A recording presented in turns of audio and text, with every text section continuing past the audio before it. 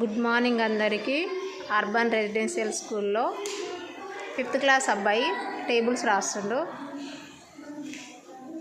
ఎన్నో టేబుల్ రాస్తున్నావు Rohan? Okay, good. ఎంతవరకు వస్తాయి మొత్తం నీకు? 15. ఓకే, ఇది చూడండి, మొత్తం మీ అబ్బాయి రాసిండు.